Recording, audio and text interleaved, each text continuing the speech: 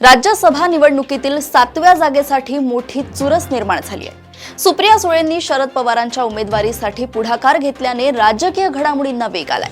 दिल्लीत सुप्रिया सुळे काँग्रेसच्या वरिष्ठ नेत्यांना भेटणार आहे। इकडे शशिकांत शिंदेंनीही उद्धव ठाकरेंकडे भेटीसाठी वेळ मागितली आहे। दुसरीकडे राज्यातील काँग्रेस नेते ठाकरे गटासोबत चर्चा करणार आहेत। राज्यसभा आम्हाला द्या, विधान परिषद तुम्ही घ्या, असा त्यांचा प्रस्ताव आहे। परंतु प्रियंका चतुर्वेदींनीही आपल्याला पुन्हा राज्यसभेवर संधी मिळावी म्हणून जोरदार लॉबिंग सुरू केली आहे।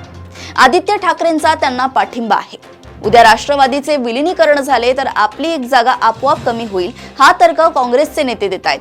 परंतु शरद पवार उमेदवार नसतील तर सत्ताधारी महायुती आपला 7वा उमेदवार रिंगणात उतरवू शकते आणि तसे झाल्यास महाविकास आघाडीला आपला उमेदवार निवडून आणण्यासाठी बरेच कष्ट घ्यावे लागतील। शरद पवारांना उमेदवारी मिळाली तर निवडणूक बिनविरोध करायची असे महायुतीने ठरवले आहे। निवडणूक बिनविरोध होत असेल तरच शरद पवार रिंगणात उतरतील, हे देखील तितके स्पष्ट आहे। शरद पवार 7व्या जागेसाठी इच्छुक असताना काँग्रेस किंवा ठाकरे गटाने काही वेगळा विचार केला आणि त्यांच्या ऐवजी आपला उमेदवार दिला तर महाविकास आघाडीच्या हाती धुपाटणे लागण्याची शक्यता अधिक आहे। शरद पवारांना उमेदवारी नाकारण्यात आली तर शरद पवार गटाचे 10 आमदार वेगळा विचार करू शकतात।